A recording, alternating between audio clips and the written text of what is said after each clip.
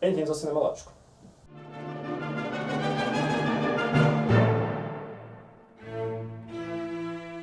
Primeiro, duas considerações. A primeira lembra do nosso integrante Som? Então, ele vai ficar aposentado por um momento, porque eu descobri que, na verdade, o meu problema não era com a configuração de som da câmera, mas era assim com esse indivíduo. Ou com um cabo com dele, né? Mas enfim. Até eu conseguir descobrir o que é e conseguir resolver o problema, achei uma nova alternativa de som. Já devo adiantar que não me satisfez quanto eu imaginava. Na verdade, está me dando até muita dor de cabeça, eu estou tendo que regravar essa introdução por causa da porcaria do som. Às 4 horas da tarde de um domingo, depois de ter passado toda a madrugada gravando, tendo que parar por causa da falta de cartão de memória, da falta de bateria da câmera, e aí descobri que o som não estava necessariamente bom, depois de ter passado o sábado inteiro trabalhando, a noite inteira de sábado discutindo com esse, depois de ter brigado com o pai por ter ficado muito tempo à noite gravando vídeo em vez de estar dormindo, porque aparentemente pessoas honestas e trabalhadoras não ficam acordadas até tarde gravando vídeo. E para gravar um vídeo que na verdade pode até me comprometer em certos momentos. Enfim, a gente faz porque a gente ama, né? Então, não importa. E vocês podem talvez questionar por que eu não sou caracterizado como meu personagem. Hoje eu decidi fazer um vídeo um pouquinho diferente, não muito relacionado a cinema em si, mas por causa de algum incidente. Bom, o que aconteceu foi o seguinte. Lancei o segundo episódio do Cinema Lógico, que era Qual o Seu Time, que falava de cinema e futebol, no dia 29/11, coincidentemente no mesmo dia que houve o acidente envolvendo o time chapecoense, que foi a tragédia. E aí foi bem chato, eu não divulguei muito o vídeo porque ficou parecendo um pouco oportunista, e eu acho que também o pessoal não estava muito no clima de fazer um vídeo celebrando o futebol com uma tragédia de 76 mortos envolvendo futebol. Então foi um momento que, digamos, o contexto se juntou com o que eu estava fazendo, porque eu estava fazendo as coisas muito separado do contexto histórico do Brasil. E no mesmo dia aconteceu outra coisa que não foi muito noticiada pela mídia, que foi a questão da luta contra a PEC 55, as manifestações que houveram na frente que houveram em Brasília, e foi fortemente reprimida pela polícia, a respeito das votações da PEC 55, que eu vou explicar mais na frente o que se trata dela. E aí isso também me afetou bastante, porque eu fiquei pensando, pô, velho, eu tô aqui, o Brasil tá um caos, tá acontecendo um monte de coisa no país, e eu tô aqui gravando vídeo de cinema, coisa que não tem absolutamente nada a ver com a situação. Então, alguma coisa eu tenho que fazer. Então, o mínimo que eu posso fazer é gravar um vídeo, dadas as minhas circunstâncias, o mínimo que eu posso fazer é gravar um vídeo dizendo alguma coisa a respeito disso. E, bom, para não fugir muito, aliás, desculpa qualquer efeito sonoro, tá? Aparentemente esse bairro não consegue ficar em silêncio. Então, eu gravei esse vídeo, não vai ser um vídeo necessariamente falando de cinema, mas aí eu vou tentar puxar um pouquinho do cinema o modo como a política brasileira está se comportando. Então eu decidi fazer contar uma história, um Game of Thrones brasileiro, desde o fim da ditadura até o dado momento. Porque, pra quem não sabe, a história política brasileira é uma coisa muito, muito insana, que nem o melhor roteirista de Hollywood conseguiria pensar e elaborar. É uma coisa bem, bem interessante mesmo. Realmente um Game of Thrones. Pra quem já viu a série Game of Thrones, então. E tem uma série de questões a respeito do poder e tal. Então eu vou tentar contar como se eu estivesse eu estivesse narrando uma série pra você. Na verdade eu vou narrar de forma um pouco histórica. Então, aí eu vou começar dessa situação da PEC 55, do dia 29. E aí eu vou fazer um flashback até a gente chegar nesse dado momento que estamos agora. E vamos lá. Nós temos 3 partidos políticos considerados nessa história, que vão ser nossos 3 personagens principais, que são o PMDB, o PT e o PSDB. Nossa história começa em 1985, com o fim da ditadura militar, e tem de igual importância em 1988, com a criação da nossa nova Constituição Federal, que hoje é a vigente, a gente vai chegar nela. Bom, em 1985, então, com o fim da ditadura militar, precisamos de um novo presidente. E qual foi eleito? Foi eleito de forma, digamos, indireta, não foi no voto popular, o presidente Tancredo Neves, do PMDB. Então já temos um ponto, o PMDB já está agora no nosso topo do Game of Thrones, com o Tancredo Neves. Porém, contudo, todavia, Tancredo Neves estava mal de saúde, era o que importa, era a questão. E ele, dados a questões de estar no fim da ditadura e o medo de a gente acabar voltando à ditadura militar, com o fato de ele estar doente, eles não aceitarem o vice-presidente, então ele aguenta as pontas e manda temporariamente o vice dele, também do PMDB, José Sarney, para assumir a presidência. Só que aí, um mês depois que José Sarney assume, Tancredo morre, então o José Sarney acaba virando definitivamente o novo presidente do Brasil. Então o PMDB continua no poder e agora com José Sarney na liderança. Ele continuou até 1989, que tiveram as novas eleições, e seriam, dessa vez, as primeiras eleições diretas do Brasil. E aí, vamos aos 3 partidos políticos, então, dessa vez, competindo para a presidência. O PSDB era um partido recém-criado, tinha sido criado alguns meses antes, ou, sei lá, não sei, ele foi criado recentemente. Então, o PSDB é novo no pedaço. O PMDB já era mais velho, né, então o Tancredo e o Sarney já era do PMDB, e agora entrou na história o PT. O PT já existia desde a década de 80, e nós temos como integrantes, várias pessoas que lutaram contra a ditadura militar, alguns deles até já foram torturados, inclusive. E aí nós temos o candidato à presidência Luiz Inácio Lula da Silva, que é um ex-metalúrgico que decidiu, que foi concorrendo para a presidência. O PMDB não colocou uma pessoa assim muito, sim, mas o PSDB já estreou colocando um candidato dele, o Mário Covas. O PMDB pegou o candidato Ulisses e colocou para a candidatura. Porém, a luta mesmo travada foi entre o PT, o Lula com o PT, e um partido relativamente novo, e o candidato à presidência novo, que é o Fernando Collor, pelo PRN, que é o Partido da Reconstituição Nacional, um nome muito sugestivo. Então a luta foi entre o Lula versus o Collor. Então eles foram para a batalha e foi bem acirrado, foi a primeira eleição de voto popular desde a ditadura militar, e foi para o segundo turno. Foi tão acirrado que foi para o segundo turno. Mas o Collor levou a melhor. Bom, o Collor era o novo presidente brasileiro e também o mais novo presidente brasileiro, o presidente mais jovem a estar no país. Em quarto lugar ficou... aí o PSDB ficou em quarto lugar com o Mário Covas e o PMDB em sétimo com o Ulisses. Então o PMDB já deu aquela baixada, né? O PSDB já estreou na luta, já estreou assim. Porém o PT estava mais perto e o PRN acabou levando melhor nessa. Contudo, todavia, Collor não teve um governo muito favorável ao povo. Na verdade, ele fez uma série de coisas que desagradou bastante a população e bem corruptas, coisas, na verdade, corruptas. E, inclusive, uma delas foi destruir de vez o cinema no Brasil.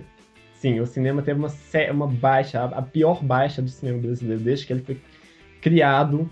Foi na época do Fernando Collor. Ele destruiu de fato, assim, ele acabou com o resto de incentivo governamental que existia no cinema e até tirou, de certa forma, a possibilidade de fazer um cinema, digamos, independente do governo. Foi complicado. Muitos cineastas na época tiveram que migrar para publicidade por causa disso. Foi um período bem sombrio. E nesse caso, por ele não estar se agradando a população foi à rua. E aí nós temos o povo, nosso personagem, entrando em cena, indo às ruas pedindo que Temer saísse. Pedindo que Collor saísse. Mas sim, né? Pedindo que Collor saísse. E aí nós vamos ouvir pela primeira vez na nossa história a palavra impeachment, uma palavra que vai se tornar relevante durante o nosso desenrolar. Então, pela primeira vez vocês ouviram a palavra impeachment. E o Collor foi... O que é impeachment? Impeachment é o... Como que eu vou explicar impeachment? Digamos que é a maneira que nós temos de tirar o presidente do poder se ele for acusado de algum crime. Tem uma listagem de crimes que o presidente não deve cometer, que o presidente está exposto a cometer. E aí isso pode tirar ele do poder. Então, no caso, o Collor foi julgado por impeachment e foi afastado renunciando pouco tempo depois para não sofrer as penalidades do impeachment. E aí, novamente, cadeira vazia no governo brasileiro, quem assume? O vice. O vice, no caso, seria o senhor Itamar Franco. Itamar Franco também era do PRM. Porém, contudo, entretanto, todavia, ele havia, no mesmo ano, mudado para o partido PMDB. Então, novamente, o PMDB volta para a cadeira de presidente com o Itamar Franco. Itamar Franco faz o reinado, continua a presidência, por um turno apenas. Na verdade, eu não sei também muito sobre o governo do Itamar, mas eu sei que foi lotado de inflação. Na verdade, o período de maior inflação no Brasil foi o período do Itamar Franco. Não sei se foi culpa dele, enfim, mas o Brasil também estava muito bom naquela época. Não. E aí, voltamos para as candidaturas, voltamos para as eleições de 1994. Bom, o PMDB poderia ter usado o Itamar Franco, mas não, ele decidiu outro candidato, que era o Orestes, eu não sei o sobrenome dele, eu não consegui ler aqui no teleprompter. E então o PMDB usou esse candidato, foi com esse candidato. O PT novamente volta apostando no Lula de novo, volta para a batalha. E aí nós temos o PSDB agora assumindo a liderança, ganhando uma posição bem alta de vez com o senhor Fernando Henrique Cardoso. E a luta principal é contra Lula versus Fernando Henrique Cardoso. E aí foram para a batalha. E nessa, quem leva melhor dessa vez é o PSDB, estreando sua cadeira na presidência. PSDB no topo, com Fernando Henrique Cardoso. Bom, o Fernando Henrique Cardoso continuou, fez a presidência dele, estava no topo agora. Uma das coisas que marcou o governo FHC foi a privatização de uma série de empresas públicas brasileiras, dentre elas a Companhia Vale do Rio Doce, em 1997. Segura essa informação vai ser relevante depois.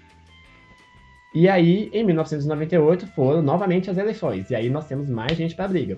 De novo, o PT volta com Lula para a batalha.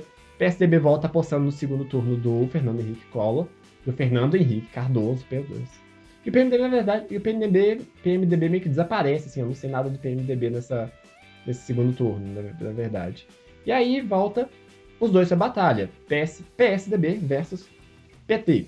E novamente o Fernando Henrique Cardoso leva a melhor, indo para o seu segundo mandato. E aí foi mais 4 anos de Fernando Henrique Cardoso na presidência do Brasil. Aí chegamos em 2002. 2002 era possivelmente a virada, já que o PSDB já não podia mais apostar no Fernando Henrique Cardoso, já que ele já tinha cumprido os 2 mandatos dele, que era o limite que um presidente brasileiro poderia conseguir. E aí o PSDB teve que investir num novo candidato. Quem seria esse novo candidato? O senhor José Serra. Novamente, o PT volta com o Lula na batalha para o trono brasileiro.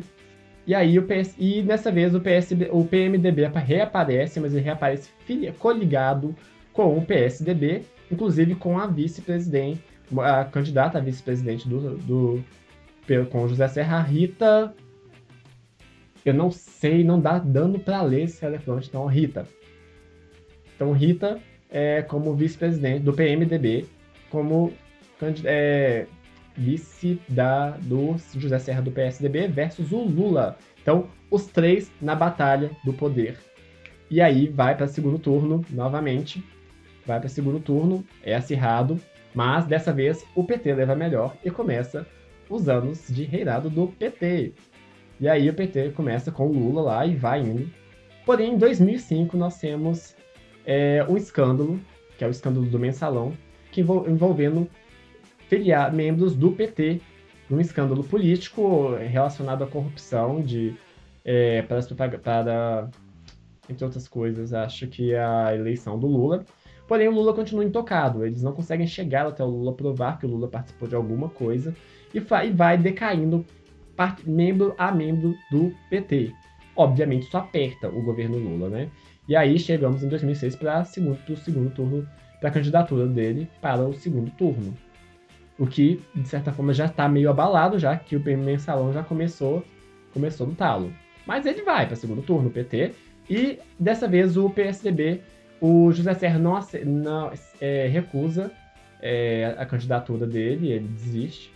E aí eles mandam o prefeito de São Paulo, até então prefeito de São Paulo, o senhor Geraldo Alckmin, representando o PSDB na luta contra o PT. E o PMDB novamente se mostra, entre aspas, filiado, dessa vez meio que informalmente, com o PSDB na luta contra o PT. E aí a batalha PT versus PSDB continua acirrada lá. Vai para segundo turno? Não sei. Vai para segundo turno. E o Lula leva melhor novamente, continuando o reinado do PT. Bom, o Lula continua, tal, certinho. Só que aquela questão, o Lula ficou intocado na relação... primeiramente, gente, se eu tiver... Eu não tô tentando ser partidário, tá?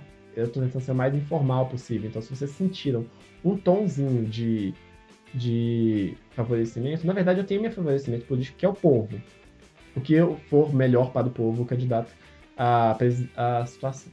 O candidato que for melhor para o povo, para mim, é o melhor, na verdade. Então eu tô do lado do povo, então vou tentar ser o mais informal a respeito da história aqui. Então, mesmo se eu fale alguma coisa que pareça ser um pouco favorecido, ignorem, tá bom? Mas não é intencional, tá? Enfim, embora o Lula não tenha sido tocado pelo mensalão, certamente a bomba ia estourar na mão de alguém. Uma hora o PT começou a ruir e a bomba ia estourar na mão de alguém. Então segura essa informação, a bomba vai estourar na mão de alguém. Então vem o segundo turno do Lula, ele continua de boa. E em 2007, durante o governo Lula, a companhia Vale do Rio Doce, agora já privatizada, não tem nada a ver mais com o governo, muda, para cobrir, digamos, suas indiscrições ambientais, investe algumas dezenas de milhões para a mudança da sua logo e do seu nome. Então ele deixa de ser Vale do Rio Doce, Companhia Vale do Rio Doce, para se tornar apenas Vale. Segura essa informação. Em 2010, nós temos... Bom, em 2010 acaba o governo Lula, o Lula já cumpriu seus 2 mandatos, e agora está na hora de tentar a nova luta para a presidência do Brasil. E aí nós temos uma questão. Nós tivemos 8 anos de reinado do PSDB, nós tivemos 8 anos de reinado do PT, e nós tivemos aqui e ali alguns reinados do PMDB, de forma meio indireta, todos eles, na verdade. E agora, quem que vai para a luta? Quem que vai reinar no Brasil? Será que vai ter algum candidato novo? Ou será que algum deles novamente assumir a cadeira do presidente? Ou será que algum outro candidato, algum outro partido vai aparecer? Então, bom,